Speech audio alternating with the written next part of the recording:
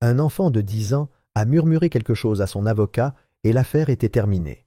La salle d'audience était froide, sans vie, un endroit où l'innocence se dénouait sous le poids des mots durs et des regards froids. Daniel Carter était assis, raide, à côté de son client, les doigts entrelacés tandis qu'il étudiait le garçon à côté de lui. Jacob Reynolds était petit pour son âge. Sa silhouette remplissait à peine la chaise surdimensionnée. Ses doigts agrippaient l'ourlet de son pull, les jointures blanches sur la peau pâle. Il clignait à peine des yeux, ses grands yeux fixés sur le sol poli, comme si fixer trop longtemps le juge risquait de le transformer en pierre. Le garçon n'avait que 10 ans, mais le poids des accusations portées contre lui pesait sur ses épaules frêles comme un fardeau insupportable. La salle d'audience était bondée, l'air était lourd de chuchotements et de jugements. De l'autre côté de la salle, Ethan Holloway, le procureur, se tenait debout avec une aisance éprouvée, son costume soigneusement repassé, contrastant fortement avec le sweat à capuche froissée et le jean mal ajusté du garçon. Holloway était un homme qui aimait le contrôle. Ses mots étaient tranchants et calculés, chacun destiné à dissiper les doutes persistants que le tribunal pouvait avoir. Il dépeignit Jacob comme un jeune homme en difficulté issu d'un foyer brisé, le genre d'enfant qui avait depuis longtemps glissé entre les mailles du filet.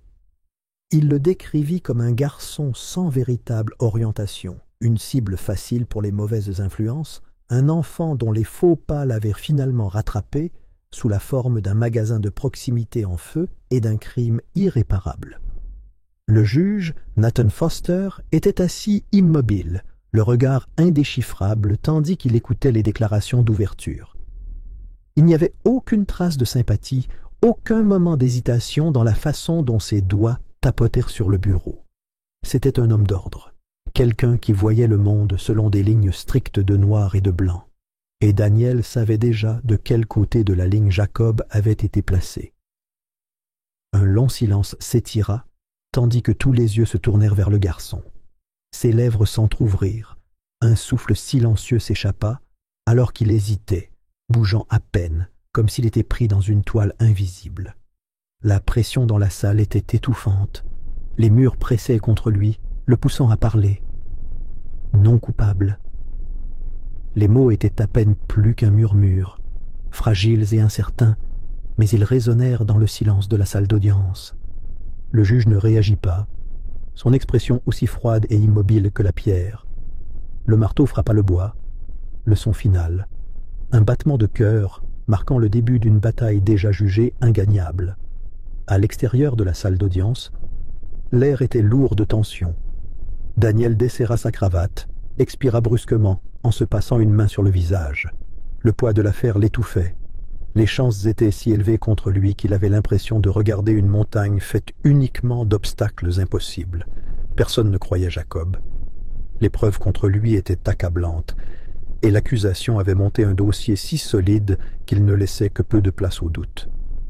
Le cabinet avait clairement fait savoir que se battre dans cette affaire était imprudent. Il voulait un accord de plaidoyer, une issue sûre qui minimiserait les dégâts, mais Daniel ne pouvait se défaire du sentiment que quelque chose n'allait pas dans tout cela. Le père de Jacob était introuvable, un fantôme qui avait depuis longtemps disparu de la vie du garçon. Sa mère était à l'hôpital, sa santé trop fragile pour lui permettre de rester assise dans la salle d'audience et d'assister au procès de son fils pour un crime qu'il jurait ne pas avoir commis. Il restait donc Greg Hanson, le père adoptif du garçon, un homme dont la présence était aussi froide que la salle d'audience elle-même. C'était un homme grand, large d'épaules, dont la posture était raide et l'autorité ne laissait aucune place à la douceur. Lorsqu'il avait parlé à Daniel, ses mots avaient été secs, son ton ferme, comme si toute cette épreuve n'était rien de plus qu'un inconvénient. Son seul souci avait été d'éviter la mauvaise presse, de garder son nom exempt de toute association qui pourrait laisser une tache. Le garçon méritait d'être puni, avait-il dit, mais sa voix manquait de la frustration ou de l'inquiétude d'un parent. C'était une déclaration dénuée d'émotion, prononcée plus pour les apparences que pour une véritable croyance. Lorsque Daniel retrouva Jacob, le garçon était assis sur le bord de sa chaise, la posture tendue, comme s'il se préparait à quelque chose d'invisible.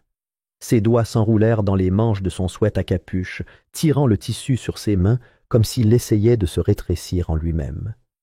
Il croisa à peine le regard de Daniel, ses yeux se déplaçant dans les coins de la pièce, à la recherche de quelque chose d'invisible. Daniel l'observa attentivement, cherchant des fissures dans le silence.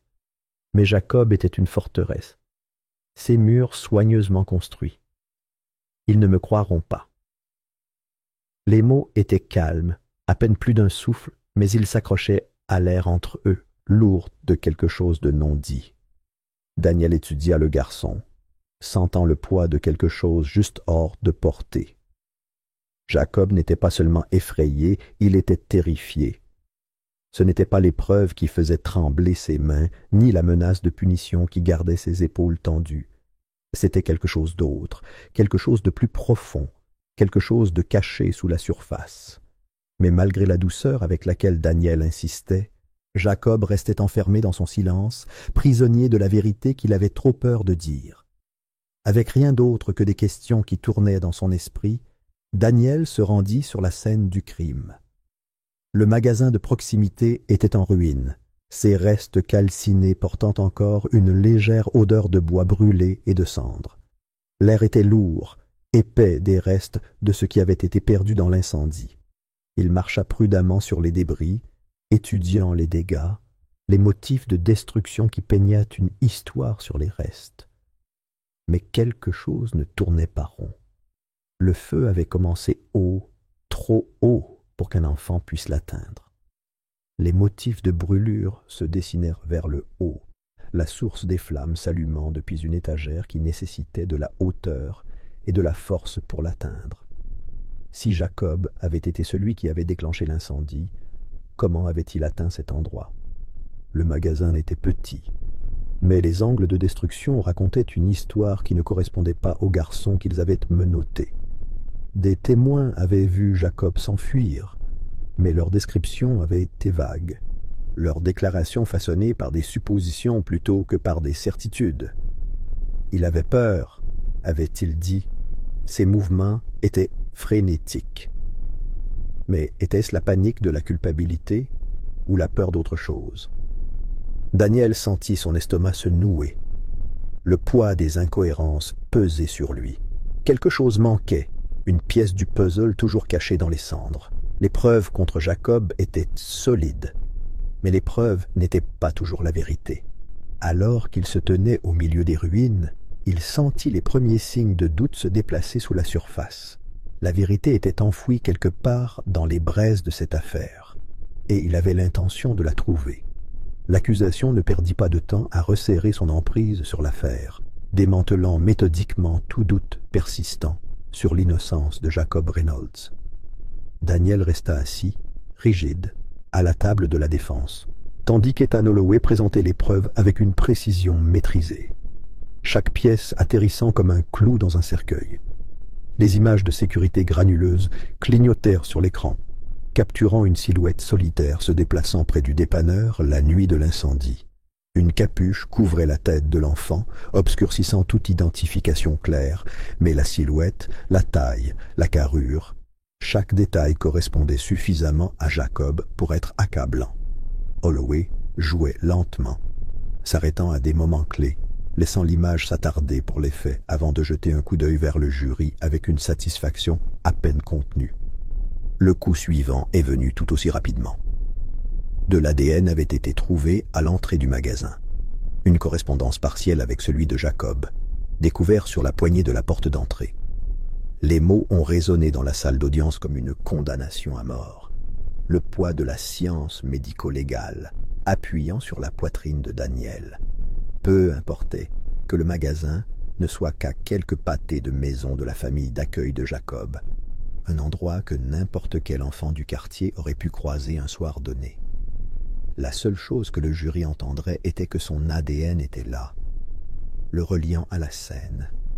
Puis est venu le témoin, le propriétaire du magasin, un homme corpulent au comportement brutal, sa voix inébranlable alors qu'il jurait avoir vu Jacob cette nuit-là.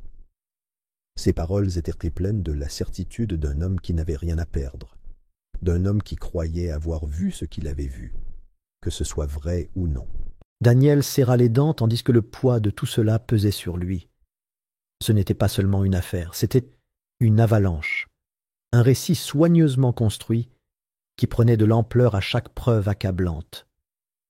C'était une tempête parfaite, qui avait été créée pour étouffer toute défense avant même qu'elle n'ait eu la chance de prendre forme. Le cabinet était déjà agité, sa patience s'amenuisant de jour en jour. C'était une bataille perdue d'avance, et il ne voyait aucune raison de gaspiller des ressources sur une affaire qui avait déjà été tranchée par le tribunal de l'opinion publique. La directive était claire, convaincre Jacob d'accepter le plaidoyer.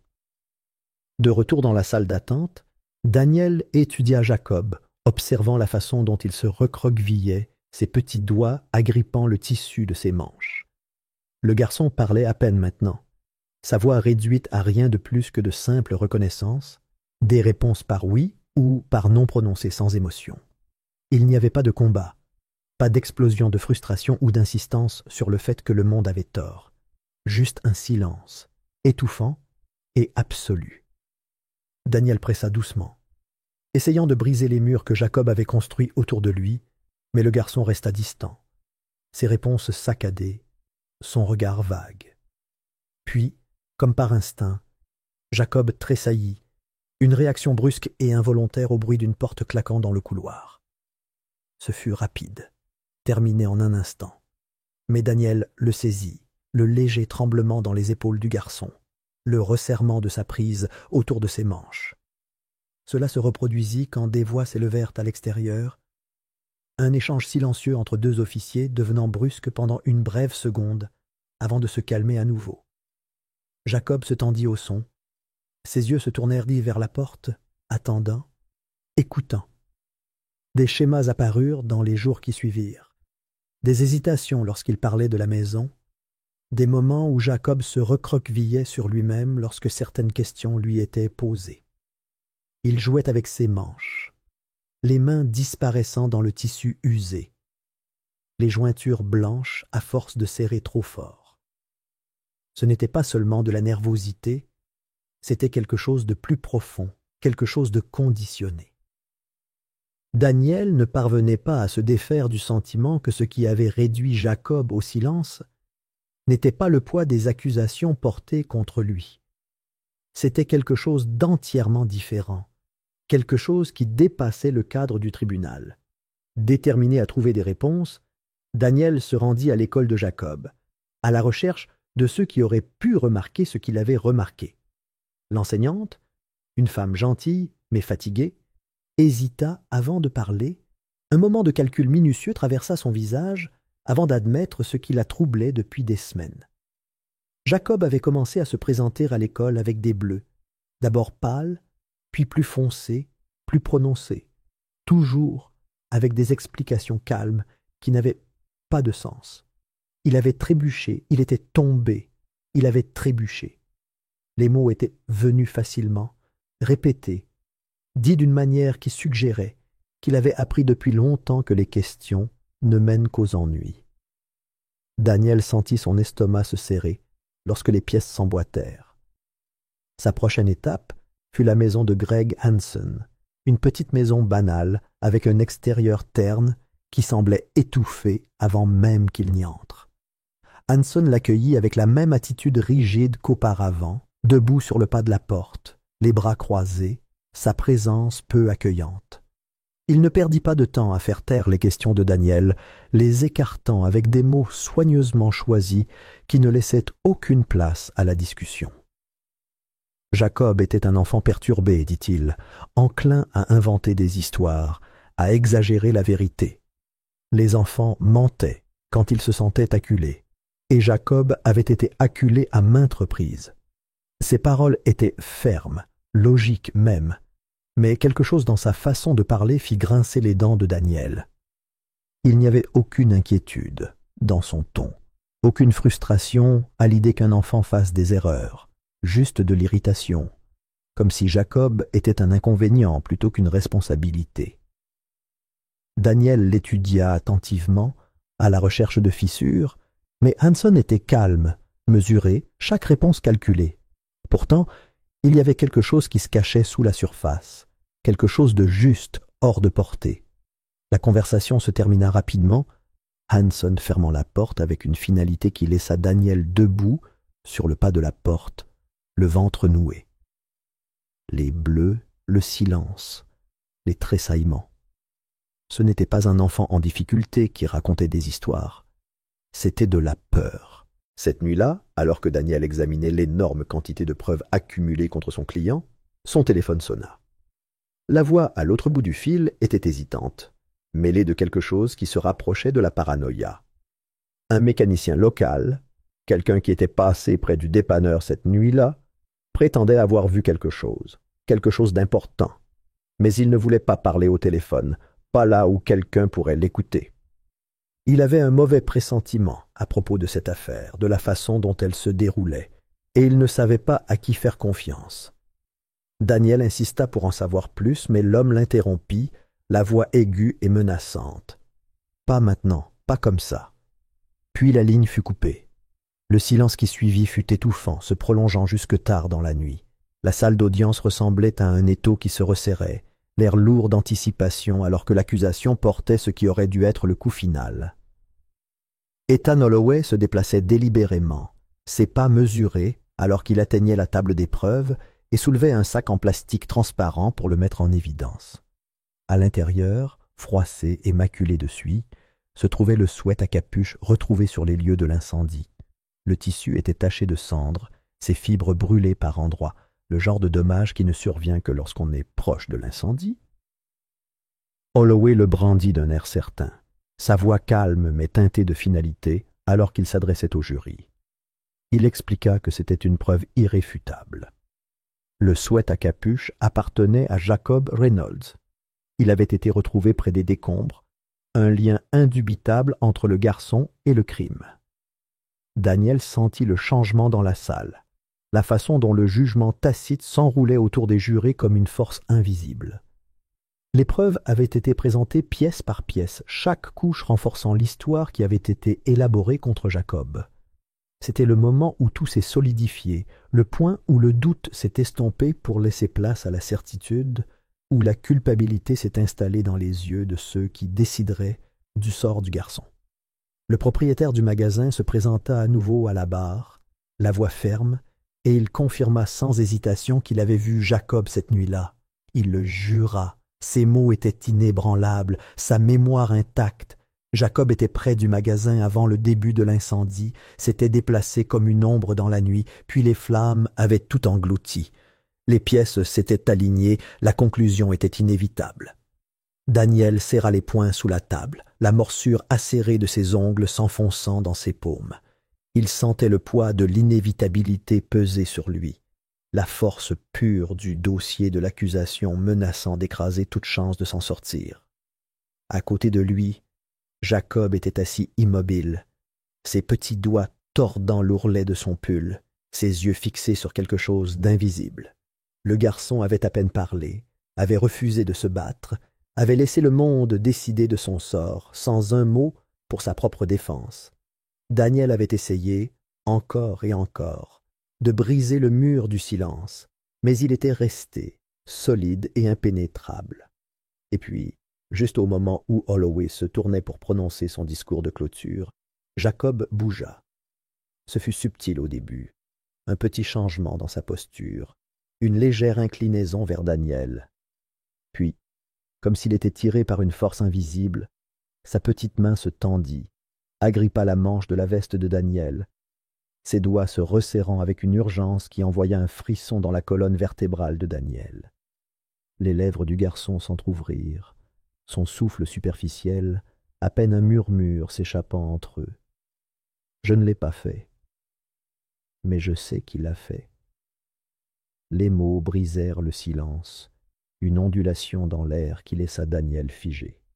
Il se tourna, les yeux fixés sur ceux de Jacob pour la première fois, le voyant vraiment, voyant la peur brute cachée sous l'épuisement, la terreur enfouie dans le silence. Ce n'était pas juste un appel désespéré, c'était la vérité, le genre de vérité qui avait été retenue captive pendant bien trop longtemps. Daniel respirait à peine, son pouls martelait ses côtes alors que l'emprise de Jacob se resserrait, sa voix à peine plus qu'un souffle. Greg est parti cette nuit-là. Il était au téléphone. Je l'ai entendu dire que personne ne pourrait jamais remonter jusqu'à moi. Les mots tombèrent comme un éclair, illuminant tout en un instant brûlant. Les bleus, le silence, les hésitations, la façon dont Jacob avait tressailli face aux voix élevées, la façon dont il avait refusé de parler, il n'avait jamais été question de culpabilité. Il s'était agi d'une question de survie. Greg l'avait forcé au silence, l'avait menacé, s'était assuré que quoi qu'il arrive, Jacob ne dirait pas un mot. Parce que Greg savait. Il savait que la vérité suffirait à tout défaire. L'esprit de Daniel s'emballa. Les pièces du puzzle s'assemblèrent plus vite qu'il ne pouvait les traiter. Si Greg avait été là cette nuit-là, s'il avait été au téléphone, s'il avait tout orchestré, alors Jacob n'avait eu aucune chance. Il n'avait été qu'un bouc émissaire, une distraction commode, une cible facile pour le crime que Greg avait essayé d'effacer. Cette prise de conscience laissa Daniel sans souffle, une fureur froide grandissant dans sa poitrine. Il avait besoin de preuves. Daniel sortit sans hésitation de la salle d'audience, son esprit se tournant déjà vers le seul fil conducteur qui refusait d'être soigneusement lié au dossier de l'accusation. Le mécanicien. L'homme qu'il avait appelé tard dans la nuit, la voix empreinte de peur, l'avertissant que quelque chose n'allait pas. Il avait vu quelque chose, il avait su quelque chose, mais il avait eu trop peur de parler. S'il y avait une chance de démêler le mensonge qui avait été tissé autour de Jacob, c'était grâce à lui. Daniel arriva au petit garage à la périphérie de la ville, une odeur d'huile et d'essence épaisse dans l'air lorsqu'il entra. Le mécanicien, un homme aux mains tachées de graisse et aux yeux méfiants, se raidit en le voyant. Il hésita, une lueur de doute, mais Daniel continua d'avancer. Sa voix basse, constante, remplie d'une urgence qui ne laissait aucune place à l'évasion.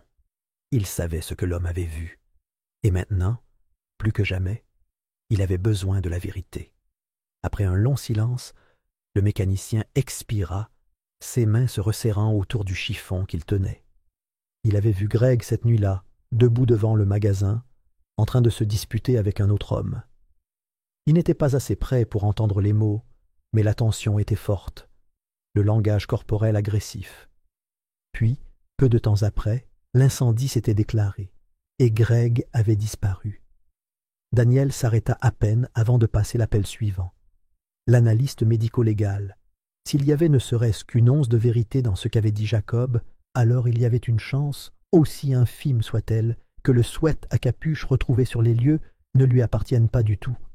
Si Greg avait été là, s'il avait été à proximité de ce magasin, il y avait une chance que son ADN soit sur ce sweat à capuche. Et si c'était vrai, alors tout ce que l'accusation avait construit s'effondrerait. L'attente des résultats était atroce, chaque seconde s'étirant de manière insupportable. Mais lorsque l'appel arriva enfin, lorsque la voix de l'analyste confirma ce que Daniel avait à peine osé espérer, le poids qui pesait sur sa poitrine se souleva. L'ADN sur le sweat à capuche n'appartenait pas à Jacob. Il appartenait à Greg. Le monde a basculé en un instant. Les fondations de l'affaire se sont fissurées sous le poids de la vérité. Le récit soigneusement élaboré par l'accusation s'est effondré d'un seul souffle.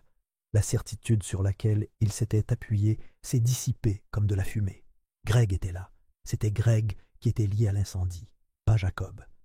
Et maintenant, avec les preuves en main, rien ne pouvait arrêter ce qui allait suivre. Daniel se retourna vers le tribunal, le pas plus léger, la main fermement serrée sur le dossier qu'il tenait dans ses mains. L'affaire contre Jacob ne s'effondrait pas, elle était sur le point d'être anéantie. La salle d'audience était plus silencieuse que jamais. Le murmure habituel des voix, le froissement des papiers, le déplacement des corps sur leurs sièges, tout cela s'était estompé dans un silence inquiétant. Daniel se dirigea vers la table de la défense, ses mains resserrant autour du dossier contenant tout ce dont il avait besoin. Chaque pas semblait lourd, mais chargé d'un sens du but. Il ne s'agissait plus seulement de prouver l'innocence de Jacob. Il s'agissait de détruire le mensonge soigneusement construit qui avait presque détruit la vie d'un enfant. Le poids de ce mensonge pesait sur lui, mais il ne le ralentissait pas. Au contraire, il le motivait. En arrivant à son siège, il jeta un coup d'œil à Jacob.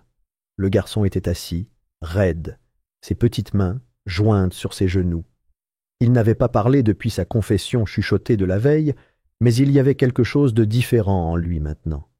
La peur était toujours là, mais sous-jacente, il y avait quelque chose de nouveau. L'espoir, fragile, hésitant, mais présent. Daniel hocha légèrement la tête avant de tourner son attention vers l'avant. Ethan Holloway se tenait debout avec sa confiance habituelle, sa posture droite, son expression posée. Il ne se rendait pas encore compte que le sol sous lui s'était fissuré. Il le ferait bientôt. Le juge Nathan Foster était assis à son banc, le visage indéchiffrable, alors qu'il appelait à l'ordre dans la salle d'audience. Holloway ne perdit pas de temps, se lançant dans ce qui aurait dû être son démantèlement final de la défense.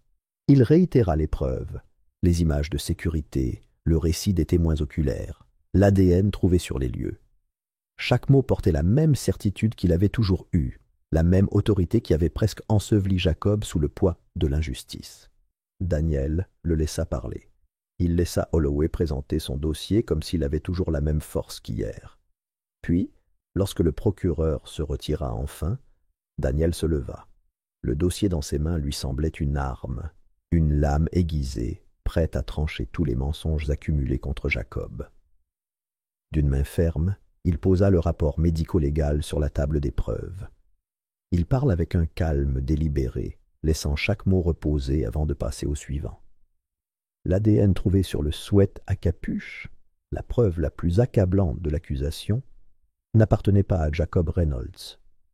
Une onde parcourut la salle d'audience, un changement d'énergie, alors que les gens se penchaient en avant, chuchotaient, jetaient des coups d'œil vers le jury. Daniel laissa le moment s'étirer avant de continuer. La vérité ne se trouvait pas seulement dans le rapport médico-légal. Elle se trouvait dans le témoignage du mécanicien qui avait vu Greg Hansen à l'extérieur du magasin cette nuit-là, en train de se disputer avec un autre homme quelques minutes avant l'incendie. Elle se trouvait dans les dossiers financiers hâtivement dissimulés, révélant que Greg était lourdement endetté, que son entreprise faisait faillite, et que ses paiements pour les familles d'accueil diminuaient. Et puis, enfin, l'enregistrement fut le clou final du cercueil. Daniel déposa l'enregistrement sur la table des témoins et appuya sur lecture.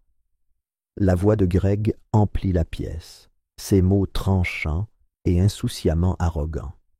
Il avait été trop confiant, trop sûr que personne ne le relierait jamais à ce qui s'était passé. L'indemnisation de l'assurance suffirait à effacer ses dettes, à recommencer à zéro. Personne ne soupçonnerait jamais un enfant. Personne ne remettrait en question l'histoire une fois qu'elle serait lancée. La salle se tourna vers Holloway. Son sang-froid s'était fissuré, la confiance qu'il avait portée était remplacée par autre chose, l'incertitude. Il ouvrit la bouche, cherchant un contre-argument, une bouée de sauvetage, mais rien ne vint. L'expression du juge s'était assombrie. Son regard était lourd de quelque chose de non dit. L'affaire s'était effondrée, et tout le monde le savait. Le silence s'étendit épais et étouffant. Puis, le juge Foster s'éclaircit la gorge, la voix ferme pendant qu'il parlait. Les accusations contre Jacob Reynolds étaient abandonnées. Les mots résonnèrent dans la salle d'audience, définitifs et indéniables. Et puis, avant que quiconque puisse réagir, Greg Hansen s'est précipité. Le mouvement fut soudain, une explosion de violence qui a plongé la pièce dans le chaos. Il se tourna sur son siège, les yeux hagards, le visage déformé par la rage. Il se précipita vers Jacob, sa voix était un grognement aigu, alors qu'il hurlait que le garçon aurait dû se taire, qu'il aurait dû faire ce qu'on lui disait. Mais les huissiers furent plus rapides. Ils l'attrapèrent avant qu'il ne puisse s'approcher. Leurs mains agrippèrent ses bras, le tirèrent en arrière alors qu'il se débattait, ses paroles se dissolvant dans une fureur incohérente. Jacob n'avait pas bougé. Il était assis, figé, ses yeux écarquillés fixés sur l'homme qui avait autrefois contrôlé chaque partie de sa vie. Mais cette fois, il ne broncha pas. Il ne se rétrécit pas. Il regarda simplement Greg être traîné au loin, ses cris s'estompant alors qu'il était forcé de sortir de la pièce. Le moment était lourd, rempli de quelque chose qui n'était ni du soulagement ni de la peur. Quelque chose entre les deux. Puis, pour la première fois depuis des semaines, Jacob sourit. C'était petit, à peine là, hésitant comme s'il n'était pas tout à fait sûr que c'était autorisé. Mais c'était réel. Daniel sentit quelque chose dans sa poitrine se serrer, puis se relâcher. Le poids des dernières semaines s'était levé, la bataille enfin terminée. Il posa une main rassurante sur l'épaule de Jacob alors qu'il se levait. À l'extérieur du tribunal, l'air était frais, vif contre leur peau. L'affaire avait déjà commencé à faire les gros titres. Les journalistes se rassemblaient près des marches, les voix se chevauchaient, les appareils photos clignotaient. Quelque part dans le chaos, le cabinet de Daniel avait envoyé un représentant pour présenter ses excuses, ses regrets soigneusement formulés pour avoir douté de lui. Il écouta à peine. Jacob se tenait à côté de lui, ses petites mains glissées dans les manches de son sweat à capuche. Le garçon leva les yeux, le sourire toujours présent sur ses lèvres, silencieux mais présent. Daniel croisa son regard, sa propre expression s'adoucissant. « Tu es en sécurité maintenant. » Les mots vinrent sans hésitation, portant le poids d'une promesse. Jacob hocha la tête, ses épaules se détendant légèrement. Cette nuit-là, alors que Daniel était assis dans son bureau, l'épuisement le pénétrant profondément, son téléphone sonna. Une autre affaire. Un autre enfant accusé d'un crime qu'il n'avait pas commis. Il écouta, son esprit déjà remis en mouvement, le feu de la détermination toujours brûlant. Cette fois, il était prêt.